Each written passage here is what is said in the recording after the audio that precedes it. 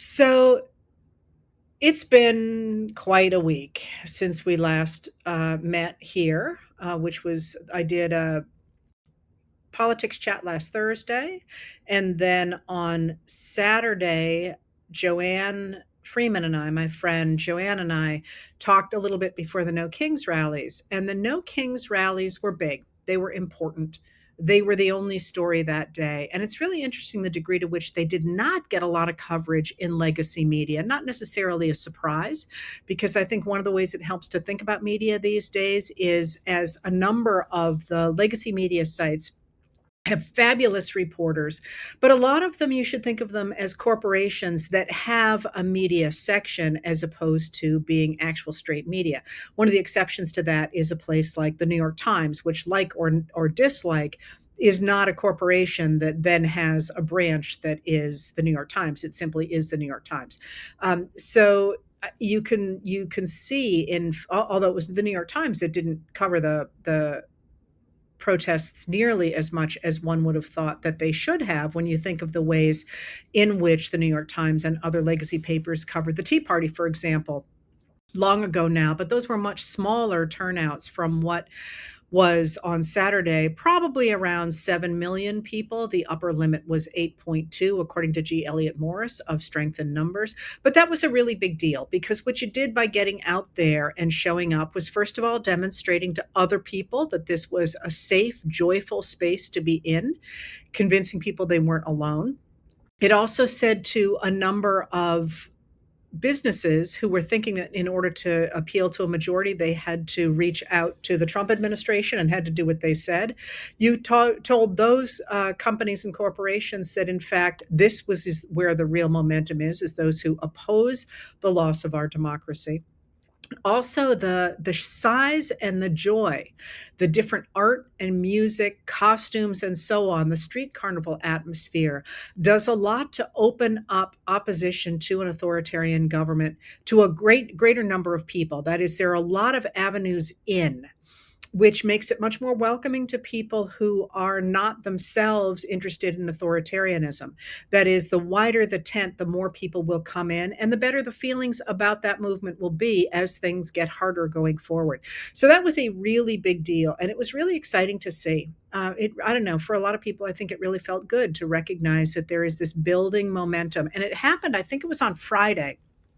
I did an event with Senator Ruben Gallego from Arizona, and he had been in the Marines, and he said something that really stood out to me. He said, in the Marines, they say, hesitation kills, but momentum wins the day. And that's the way to think about the protests against the Trump administration. Our momentum, where is the momentum? Where do things seem to be changing most fully? And you can see that the real momentum right now is against the Trump administration. Trump's numbers continue to plummet pretty dramatically. New polls out in the last couple of days show that he's in real trouble. And the people turning out to oppose him, putting pressure on organizations like the company that tried to sideline Jimmy Kimmel and then had to bring him back. You can see that momentum building. One of the other things that the senator said, though, was if you are not moving forward, you should be communicating. And there's certainly times when you can't be moving forward, but that idea that we got to keep communicating is really important too. So that's what happened over the weekend, which was like a lifetime ago, right? And you saw the reaction on the part of the Trump administration to the No Kings rallies, trying to make fun of them, trying to say they were unimportant. Before them, they said that the people who turned out for the rallies would be, terrorists and anti-American and Marxists and, any word they could grab. Afterward, they have gone back to saying that, in fact, the protesters are all ancient hippies. And that's an interesting approach, considering the fact that older Americans turn out to vote, and they vote in big numbers. And the fact that so many of us remember a world before the craziness of the past 40 years, I think, is one of the reasons we're turning out, because we would like our children and our grandchildren and our great grandchildren to have a better world than the last 40 years has given to this generation of Americans. So they both tried to denigrate the no King's movement. And then Trump and JD Vance and the official White House account circulated a number of either images or videos. They didn't all do the same ones that were really quite offensive, either with Trump and Vance in crowns.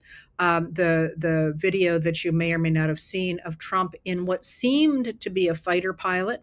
Let me see, a fighter jet that had King Trump written across the side of it, with him sort of in a halo and a crown in the plane, that then proceeded to drop excrement on American cities, which is really interesting pull together of sort of, if you will pardon the expression, the shit posting that this administration has done to keep all eyes on it and to sort of try and be edgy in the slang sense of sort of being provocative and a little bit out there or a lot out there, but at the same time, really um, really insulting Americans, which is something that the radical right has complained bitterly. Anytime a Democrat says anything that they think is even vaguely offensive, they turn green and complain bitterly. Here you literally have a president showing images of dropping excrement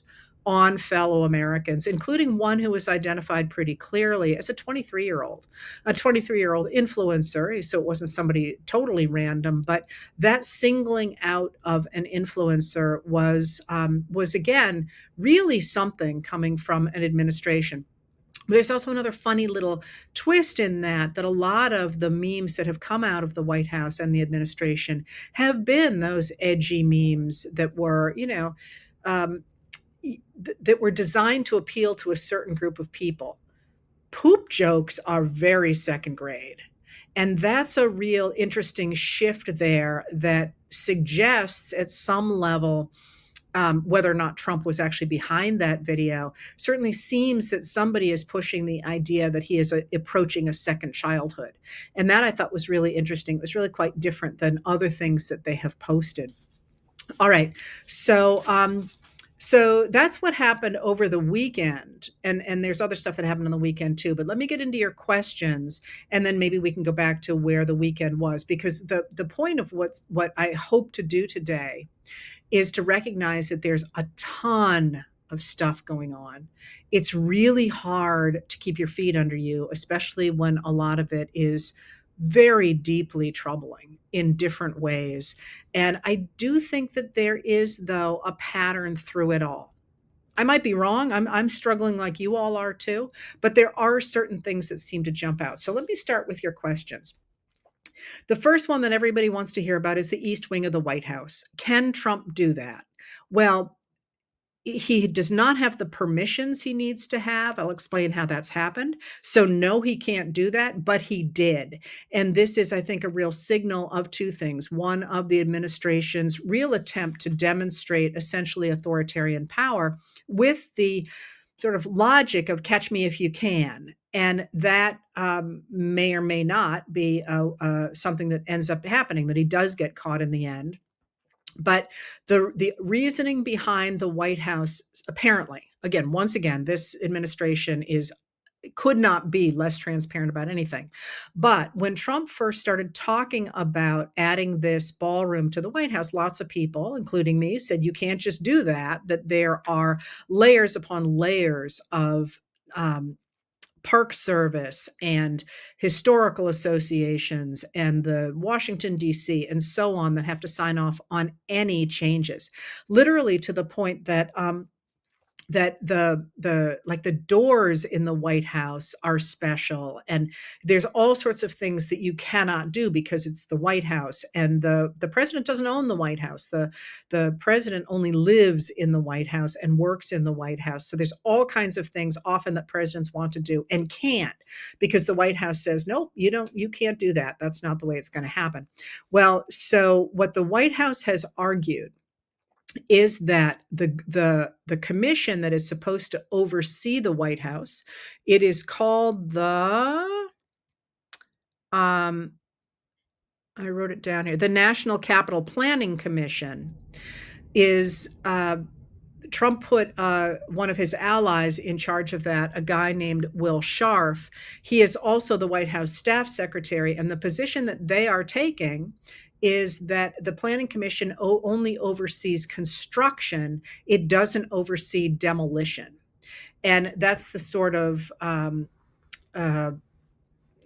I won't call it hair splitting, because it's just, that's the sort of um, attempt to get around a law that we've seen from this administration all along. So it's going to be really interesting to see what happens with that. And I don't want to sound like I am detached from this. I am brokenhearted at the idea that the People's House just had a backhoe going through part of it. The East Wing is one of the less historic wings of the building, but come on, that's something that should have gone through planning commissions and so on, and should have had Congress weighing in. Congress has not appropriated any money for this. Trump says he's going to have it built by private corporations. That's actually something he's not supposed to be able to do to the People's House. I mean, there's any number of ways in which this is wrong.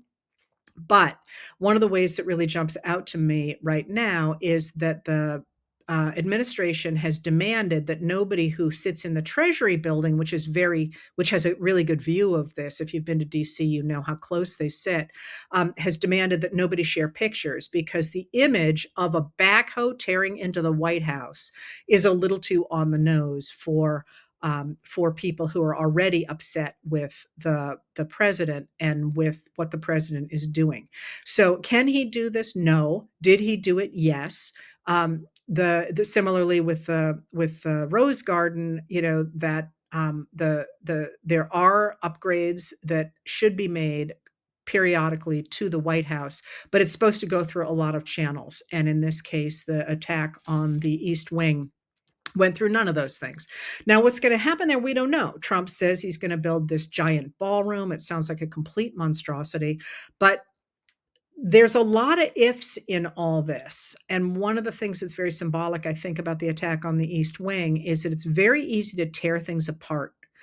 It's one heck of a lot harder to build them back. And one of the things that I think about is what I think about the rebuilding of our governmental structures. Not the physical structures, the institutions that have been decimated. But those of you who are good at this stuff, and I am not, should think about what a Washington remade should look like, what a White House remade should look like, and dream big. But one of the things that I think about a lot is that Rose Garden. And when I think about, I don't know anything about buildings, but I do know a little bit about plants. When I think about that Rose Garden and what a rose garden full of historic roses might look like, that gives you something to think about, that offers an alternative to what is currently essentially a mini Mar-a-Lago in the People's House. So that's what's going on with the East Wing. And if you are upset about it, you need to speak up. And this is something that has nothing to do with partisanship. That was our house. That was our property.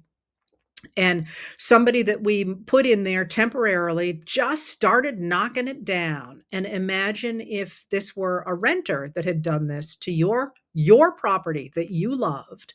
You wouldn't say, "Oh, well, too bad." I mean, you would say, "We're going to have to figure out how to fix it," but you wouldn't let it keep on going. And every single, especially Republican lawmakers, should hear about this in great detail, about how angry you are, if in fact you are angry. I am. All right. So you asked about the East Wing. A couple of things you didn't ask. Well, I'll put that in later. Somebody asked a really good question about the shutdown, the government shutdown. Is it really the Republicans' fault, or are both parties equally to blame? So that's a more complicated question than you think. And there are a lot of layers to it that I'm not going to go deeply into. I have said before on these webcasts, not for a while. So if you're just starting to listen, you won't have heard this from me. I don't like this whole system of the filibuster in the Senate, which means essentially nothing can ever go through except with 60 votes. And this idea that instead of actually bringing up measures that Congress debates and then passes or not, which is how it's supposed to work, instead what we've been getting are these giant omnibus bills at the end of every year, because there are a couple of categories of measures that come through Congress that that cannot be filibustered. And so what we have ended up with are these sort of giant omnibus bills that end up at the end of the year, and they have to pass because otherwise the government won't be funded. And everybody throws everything in, but the kitchen sink, and sometimes the kitchen sink in there. That's both parties. And I freaking hate that. I can't tell you how stupid I think that is. I get why we're there, but we need to fix that because, there's no debate over these measures anymore. They just get thrown in this bill, and then there you are. That's both parties. And that's a problem. There's a lot of things we need to untangle in our system. But that's not really what's going on here in this case. In this case, this Congress has been the least effective Congress. It has gotten the least done in our history. They simply cannot get anything done. And the reason for that is not the Democrats, who are not in power. They do not have a majority in either the House or the Senate. The reason for that is the Republicans. And you sit there and you say, well, they got a majority. Why can't they get anything done? Because they are deeply factionalized. That is broken up into smaller groups. And if you recognize that, they have not been able to get an appropriations bill, a single appropriations bill through Congress. They need to pass 12 in order to fund the government. The appropriations bills come out of the committees that deal with the budget. There are 12 of those committees, so there are 12 appropriations bills. The appropriations process, by the way, is actually really cool. It's probably not everybody's cup of tea, but if you can ever find really summaries of what's in the different bills, it's interesting because that's where people say they're putting their money where their mouth is. That's where they want to fund things. Anyway, Congress has not managed to pass a single one of those. And that's not because of the Democrats. That's because the Republicans are split so badly between the people who want to cut the federal government dramatically because they are very worried about the increase in the federal debt, as many people are. I happen to be one of them. There's a long argument about both sides of that, but people feel strongly about it. As I say, I'm one of the people who feel strongly about it. But there are Republicans who say we got to get rid of all the discretionary spending in the budget because we've got this enormous debt, which we're paying a huge amount of money to service. There are other Republicans who look at that and say, well, you can't cut Medicaid. You can't cut Social Security. You can't cut the National Weather Service. You can't cut all this stuff, and we won't do it. So those two groups have been unable to agree on anything, which is why Russell Vought, as the director of the Office of Management and Budget, has enabled the Republicans to get the cuts they want without actually going through Congress, which is hella illegal. There are laws against the executive branch making the cuts that Russell Vought has made, but this is a way to sort of make sure that the Republicans don't have to worry about those factions because they're getting the cuts, but none of the Republicans has to take a vote where they say to their constituents, yeah, I voted to cut your bridges or whatever, your potholes, your Social Security, whatever. They don't have to do that because Russell Vought is doing it. And so the fact that they have not managed to pass anything is absolutely a Republican problem. Now, the other piece of that, and I know this is complicated, but the other piece of that is if you remember back to July when the Republicans, again, alone passed what they called the One Big Beautiful Bill Act, the Budget Reconciliation Bill. That was one of the measures that did not have to have Democratic buy-in because you can pass a budget reconciliation bill. There's a certain number of bills every year that you can do that with. Budget reconciliation is one of them that only require a majority vote. So the Republicans passed that on a strict party line, but they threw everything into it. Remember, I said these are the bills they throw everything into, and they threw a lot of stuff into it that was really deeply problematic. By the way, the Democrats managed to get a lot of stuff pulled back out of that by shaming them. Things like tax cuts for tanning beds was one of the things, but they managed to pull a lot of stuff out of that. But there were still dramatic things in it, including the cuts to Medicaid, including the cuts to SNAP benefits. And crucially, the Republicans did not extend the tax credits for subsidies on the Affordable Care Act markets. And as of November 1st, those new because they didn't extend those subsidies or those tax credits, the cost of insurance on the Affordable Care Act markets is going to at least double on average. I think it's 114%, but don't quote me on that. It's going to at least double, and that will mean a lot of the healthier people will fall out of the markets. That is, they will cease to have insurance, and the people who remain in will pay a lot more.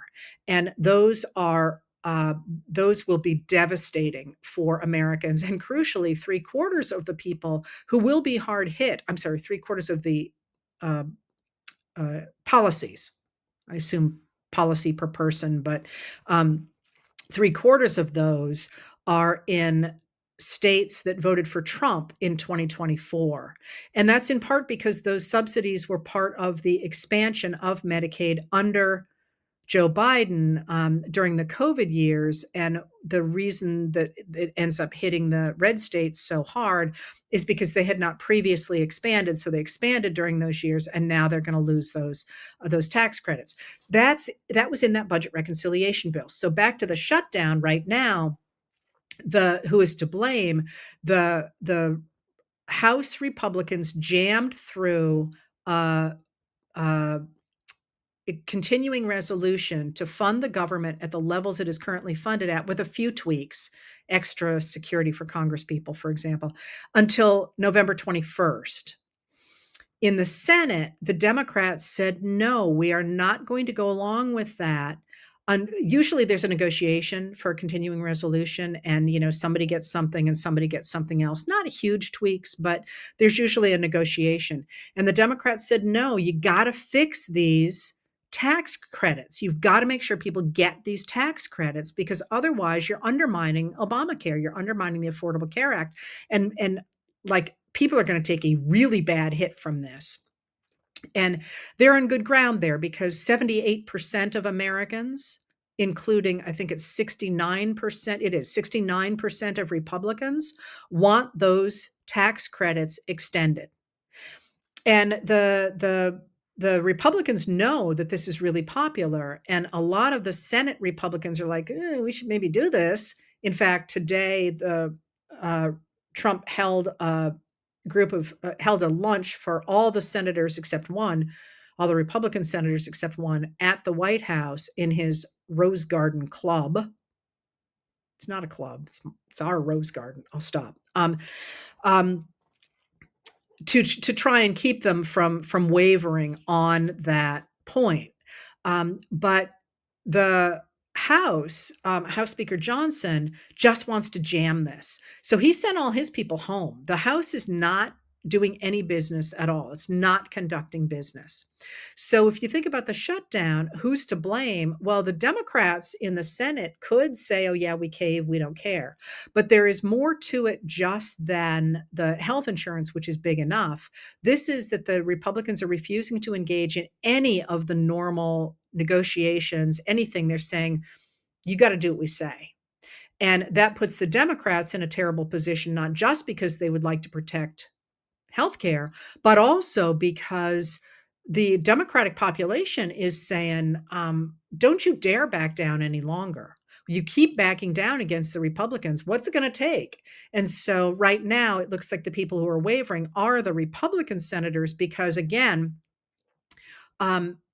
what the Democrats want is enormously popular. 78%. You can't get 78% of Americans to agree on almost anything, but they want these extended tax credits. And so now it's the House, it's Johnson in the House saying, I'm not coming back. We're not going to do this.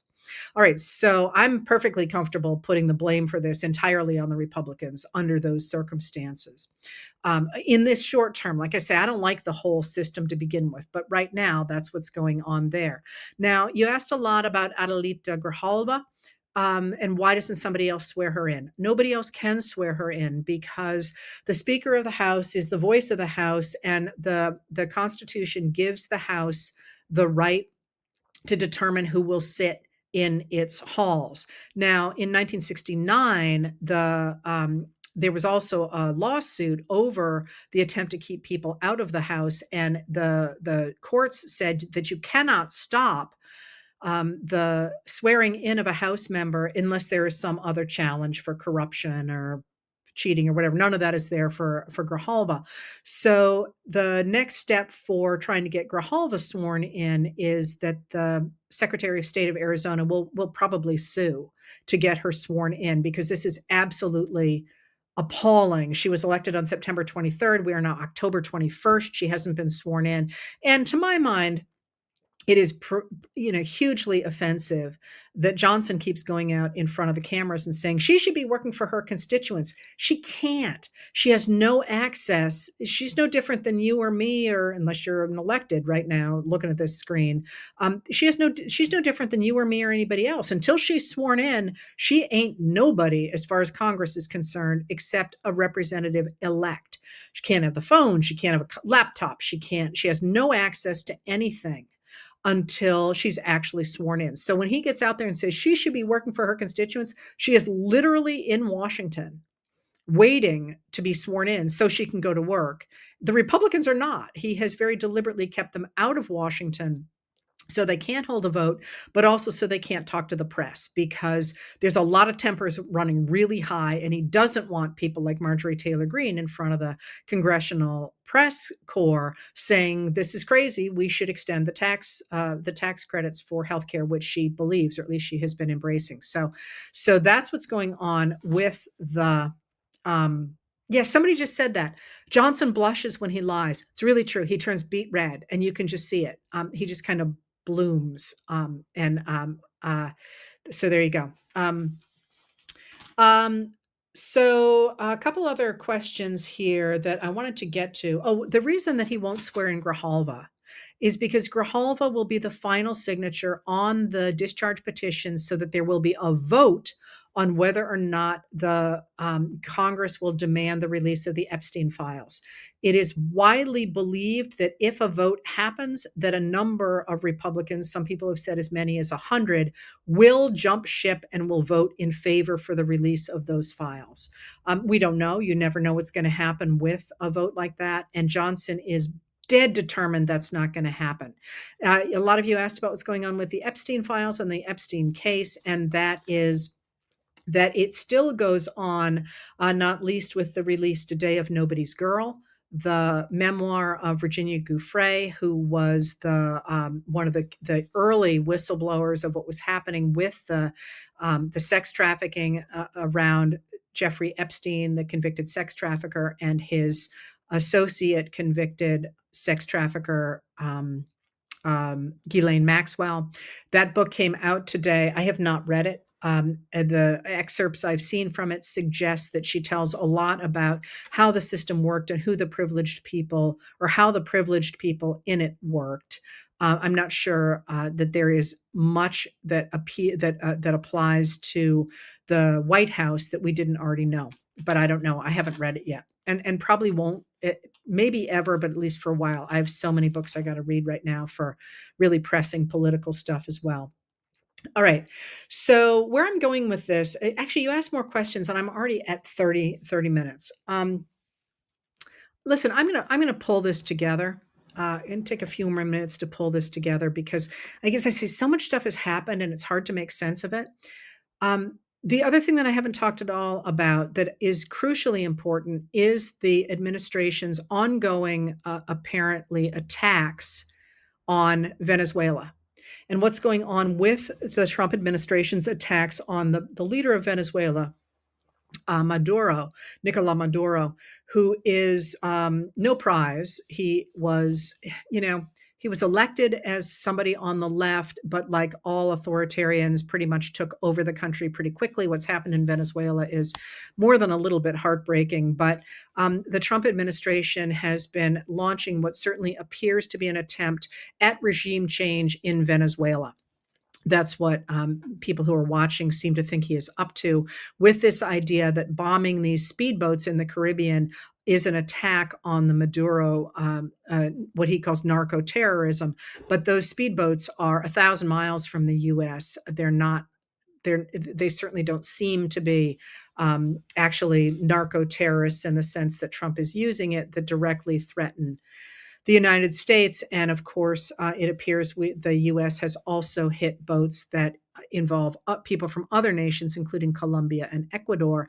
And those two of those people who survived a U.S. attack, the Trump administration has actually returned to their home countries rather than trying them, which suggests they have real concerns about a legal case against them in the United States. So there's the attack on Venezuela, but there's also at the same time the support for the Argentinian government under Javier Milei, who is a Trump ally, and he's the guy who ran around with a chainsaw. He was going to cut great austerity, the whole thing, and that has ended up with the Argentine economy crumbling, and the value of the Argentine peso crumbling. And the Treasury Secretary, Scott Bessent, has today signed an agreement that the U.S. will engage in extraordinary measures to help prop up the Argentine economy before Javier Milei comes up for election any day now. I don't remember when that election is. And that includes a $20 billion peso for dollar swap, I think it is. We've also purchased a lot of pesos, and he's trying to put Bessent is trying to put $20 billion of private capital also behind the Argentine economy. But the Wall Street Journal reports that they're having a really hard time getting anybody to want to do that, because this system of propping up a foreign government has never worked in the past, at least according to Paul Krugman's Substack.